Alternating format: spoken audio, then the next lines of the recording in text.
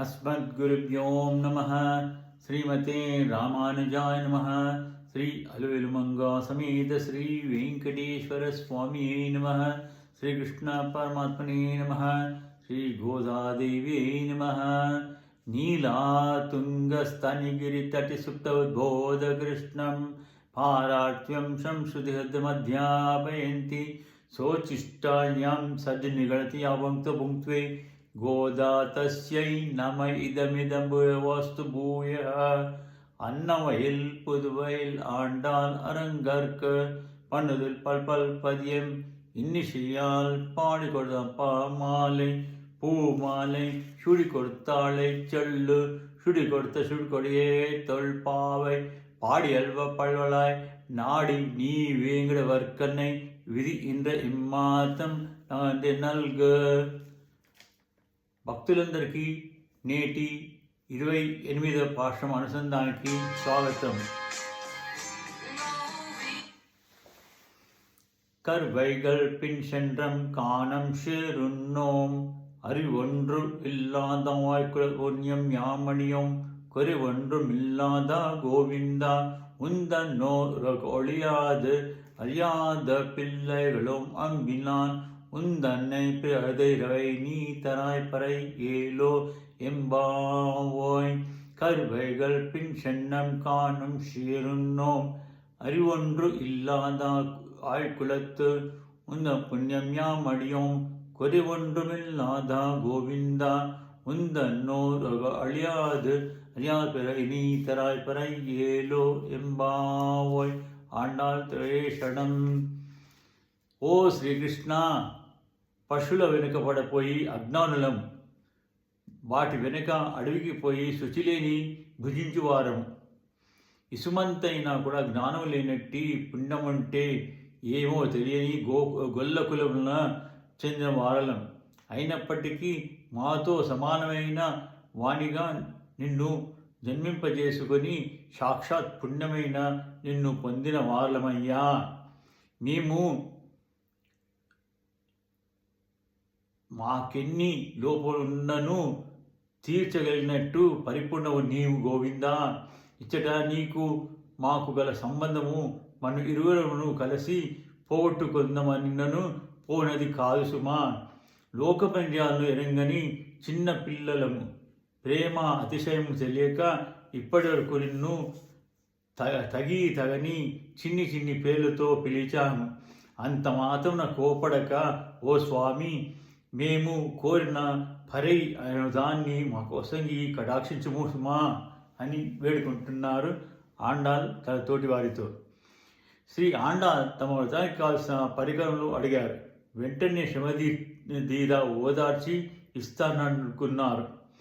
కానీ వీళ్ళ మనసు సాధనగా దేనిని విశ్వసించి ఉన్నారో శోధించడం ప్రారంభించాడు శ్రీకృష్ణుడు. అట్టి స్థిర సాధనం నీవే తప్ప మేము వేరు లేదంటారు వీరు. తనకంటే ఇతరుల అయిన కర్మయోగమో జ్ఞానయోగమో భక్తి యోగమో లేక వీరి ప్రయత్నమో ప్రార్థనయో ఉంది కనుక ఉపాయముగా అదే ఫలితము అందించింది అనే భావన వీరిలో కలుగుతుందా లేదా శోధిస్తున్నాడు. అవేవి ఉపాయములుగా తలవరు వీరు. ఉపాయము శ్రీకృష్ణుడే తప్ప వేరే కాదని నిరూపిస్తారు. ఉపాయాలు 2 రకాలు, సాధ్యోపాయము, సిద్ధోపాయము. మన పని వల్ల ఉపాయత్వాన్ని పొందే యజ్ఞయాగాలు ఎంత చేస్తే అంత ఫలమిస్తాయి.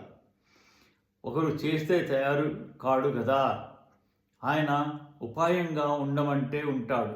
సిద్ధమైన నిలిచి ఉన్నట్టి సిద్ధోపాయం అంటారు. ఆయన విషయంలో జీవుల శక్తితో ప్రేమ ఏమీ లేదు. వీళ్ళు పట్టినదే సిద్ధోపాయనే కదా. అలాంటి సిద్ధోపాయ నిష్ఠులకు కూడా ఫలమును పొందాలంటే తాము ఆర్జించుకున్నదంటూ ఏమీ లేదని 6 విషయాలు తెలిపాలి. మనం తాము ఆర్జించుకున్నది యోగ్యత అంటూ ఏదీ తమకు లేదనాలి. అకించత్యము, అన్ని లోపములు తమలో ఉన్నవని అంగీకరించాలి. భగవాన్లో సమస్త గుణపూర్తి ఉందనాలి. ఆయనకి మనకు విడరాని బంధం ఉన్నదని గుర్తించామనాలి. చేసిన అపరాధాలని క్షమించమని ప్రార్థించాలి. పొందనిదే ఉండలేని త్వరను తెలపాలి. యోగుడైన వైద్యుని దగ్గరకు చేసిన తప్పు చెప్పి వ్యాధి తగ్గించుకోవాలి. అలానే పరమాత్మ వద్ద దోషాలను అంగీకరించి క్షమాప్రార్థన చేయాలి. లోకంలో మందు వైద్యుడు తయారీ అన్నీ కూడా వేరువేరు. బాధ్ప్రేమ వ్యాధికి మందు వైద్యుడు కూడా పరమాత్మే. భేషజం బిషక్ రోగులకు మందు అవుతాడు, మిగిలిన వారికి అమృతం అవుతాడు. నిత్యులకేమి బద్ధులకేమి అందరికీ ఆయన మంచి మందే. ఆ విషయం అతనికి తెలియదు. మనం ఉపచారమునుకొని చేసి అపచారం కూడా సహించే మంచి మందు. అసలు ఎవరి కళ్ళు పడతాయో అని భయపడాల్సిన దివ్య ఔషధం అని సత్యమావరు మందు అంటూ అన్నారు ఆళ్వార్. మనం చేసిన కర్మలన్నీ భగవాన్ మీద ఆధారపడి ఉంటాయి. ఆయన అనుగ్రహించనిదే ఇవేవి ఫలము ఇవ్వవు. ఆయన ఇచ్చే ఉపాయమని పడితే ఇవేవి అవసరం లేదు, వదిలివేయాలి వీనిని. ఇవి స్వరూప విరుద్ధాలు కనుక వదలాలి. పైగా అచేతనాలు కనుక కూడా వదిలివేయాలి. ఒకవేళ వీటిని ఆశ్రయించని వాళ్ళు మాకు అవేమీ లేవు అని స్పష్టం చేయాలి. అదే ఆండాల్ చేస్తోంది ఇక్కడ. మీరు కోరినవన్నీ కూడా చూస్తే చాలా గొప్ప యువతలు ఉన్న వారికి లభించేవిగా ఉన్నాయి. మరి మీకేమి యువతలు ఉన్నాయి అడిగాడు శ్రీకృష్ణుడు. పాలిచ్చు పశువుల వెంట పోయి అడవులు చేరుతూ సద్దికూడు తింటూ ఉండేవారము. జ్ఞానం ఇసువంతైన కూడా లేదు లేని గొల్లవాడమయ్యా. ఇది మా యోగ్యత. ఏ సాధన అయినా చేసి అర్థం తెలిసి ఉండాలి. చేయాలంటే వేద విచారం చేసి ఉండాలి. ముందుగా సాంగో వేదాధ్యయం చేసి అర్థం తెలిసి ఉండాలి. దానికి ముందు గురుకుల వాసం చేసి ఆచార శుశ్రూష చేసి ఉండాలి. ఆ ఆచార్యులను విద్య వృత్తము వంశగౌరవము కలవారై ఉండాలి. జ్ఞానవృద్ధులు వయోవృద్ధులు శీలవృద్ధులు అయి ఉండాలి. మార్గదర్శకులు అయి ఉండాలి. మేము ఆశించిన గురువులు ఈ పశువులయ్యా. జ్ఞానేన హీన పశుభి సమాన అని జ్ఞానహాత్యానికి పోలిక చెప్పే పశువుల వెంట తిరిగే మాకు పై యోగ్యత ఎక్కడ నుండి వస్తాయి? పోని నిస్వార్థముగా జాతి ధర్మమని వీటి వెంట తిరగటం లేదు. పాలిస్తాయంటేనే స్వార్థం కోసం తిరిగే వాళ్ళం. అదైనా వాటి వెంట క్షేత్రాలకు వెళితే పుణ్యమైన వచ్చే అవకాశం ఉండవచ్చు. అయోధ్య మథుర మాయా లాంటి క్షేత్రాలకి కాదు మేము పోయేది, అడవులకి గడ్డి కోసం. ఆ అడవులకైనా దండకారణ్యం నైమిషారణ్యం లాంటివి అయితే పుణ్యము రావచ్చు. ఉత్త కిరాతకులు తిరిగే అడవులు గడ్డి నీరు దొరికితే చాలు అని వాటి వెంట వెడతాం. అది స్వజాతి ధర్మం కదర్రా పశుపాలన, అది మా ఆరాధన కిందే లెక్క అన్నాడు స్వామి. పుణ్యాన్ని ఆరోహిద్దామని వానప్రస్థ ఆశ్రమ ధర్మమును కూడా దిలీపుడు సత్యకాముడు అలాగే పశువుల సేవ చేసి తరించారు కావచ్చు. మేము ఆరాధనగానో ధర్మమనో కాదు చేసేది, శరీర పోషణకయ్యా. ఆరాధనగానో ధర్మగానో కాదు. ఆ తిండి కూడా స్నానాలు చేసి తినాలని నియమం పాటించి కాదు. ఒక దేవతకి నివేదించి తినడం లేదు. తామసాహారంగా ప్రసిద్ధి చెందిన యాతయామం గతరసం పూర్తి పరిశుద్ధం ఉత్తిష్టం ఆమేద్యం ఇన్ని లక్షణాలు చల్దులు కూర్చుని తినడం కూడా కాదు. నడుస్తూ తిని అనుష్ఠాన హీనం. బాగుందరా, నేను అదే కదా చేసేది, నా అంత వాడన్న మాట అన్నాడు స్వామి. నీవు తేజస్వి, నీకేమి అంటవు, మేం అజ్ఞానులం చుట్టుకుంటాయి అన్నాడు స్వామి. ఓ సరి, ఏ కర్మోపాయం లేదన్నారు. పూర్వజన్మ సుకృతాలు ఏమైనా ఫలించి జ్ఞానాన్నిచ్చే ఉన్నాయేమో. ధర్మవ్యాధుడు విదురుడు జడభర్తుడు శబరి వీళ్ళలాగా అన్నాడు స్వామి. అన్నశుద్ధి ఉంటే కర్మలు ఫలించే ఆచరణ ఉండేది. కర్మల వల్ల జ్ఞానం, దానివల్ల భక్తి వచ్చేవి మాకు. అసలు అన్నశుద్ధి లేని మాట మాకు జ్ఞాన అవకాశమే లేదు. జన్మహీనులం, జ్ఞానహీనులం. అమ్మో, ఇవి ఈ జ్ఞానులచే మాటలేనే. అహమస్మి అపరాధ చక్రవర్తి, ఇలాగా అన్నాడాయన. స్వామి, జ్ఞానముండ వీలు లేని గొల్లకులము మాది. జ్ఞానం ఉంటుందనే శక్తించే నీవు అజ్ఞానివి అవ్వాలి, అంతే అన్నారు ఆండాల్ బృందం.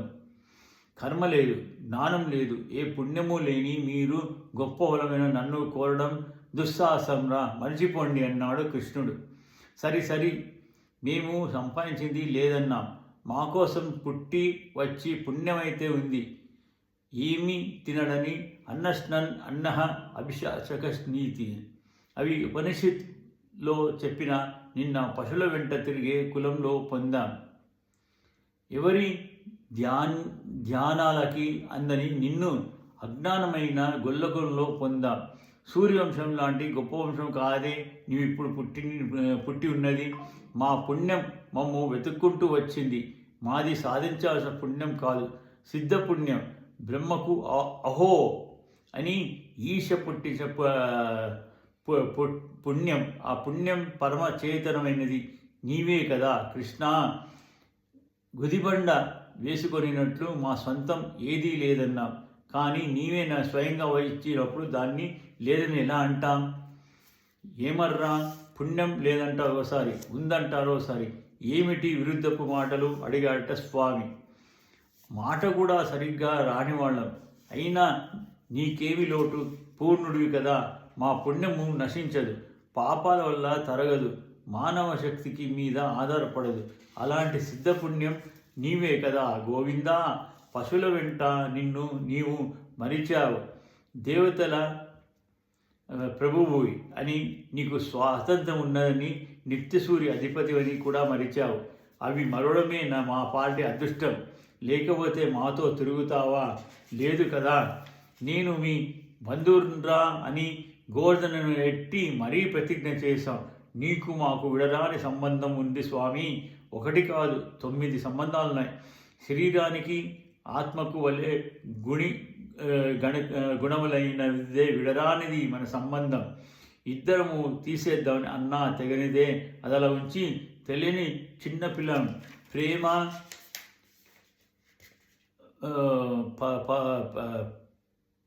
పరవశులం. నిన్నేదో చిన్న పేరుతో పిలిచి ఉంటా, అంత మాత్రాన నువ్వు కోప్పడవచ్చా? అగ్నులం తప్పు చేశాం, విగ్రుడివి, నువ్వు రక్షించాలి. పిల్లలం తప్పు చేస్తాం, తండ్రివి కదా, రక్షించవద్దు. ప్రేయసి చేసే ప్రియుడికి తప్పులు అవుతాయా? మా దగ్గర వ్యామోహంతో చేస్తే శాస్త్రాలు అడుగుతావా అని తిరిగి ప్రశ్నించాడు. గతంలో నారడే అన్నారు కదరా అని గుర్తు చేశాడు స్వామి, తన గొల్లవాడిని కాదని. అవును, నీవు అయినా ఆయనైనా ఒకటే అని తెలుసులేవయ్యా. గోవింద బిరువు నీ కష్టార్జితమైన గొప్ప పేరుని తెలియక ఇతర చిన్న పేర్లతో చెప్పాను. తప్పే క్షమించి అనుగ్రహించు అని ప్రార్థించారు. సరే, ఏ యోగ్యత లేని వాళ్ళకి అంతా నన్ను నిలదీయరు, సందేహించకున్నాడు స్వామి. చాలేవయ్యా, నీ సొంత వాళ్లకు నీవు చేసుకుంటున్నావంటే ఎవడడుగుతాడు నిన్ను? మేం నీలో భాగాలు కదా. తన కాలు చేయి మీద ఎవరైనా కోపడతారయ్యా స్వామి, అడుక్కుంటే చాలు అనుకునే ఇతర ఉపాయాలు శూన్యమైన మాకు పరై నీ ప్రసాదించుమా అంటూ మామీకం శ్రమజ, నన్నొక్కనికే ఉపాయమని విశ్వాసంతో ఆశ్రయించు అని స్వామి చెప్పిన క్రమంలోనే ఉపాయ నిష్కర్ష చేసి ఆశ్రయించింది ఆండాల్. రేపు ఫలమైన పరై ఏమిటో చెబుతోంది ఆండాల్. జై శ్రీమన్నాథ్. ఆండాల్ శరణం.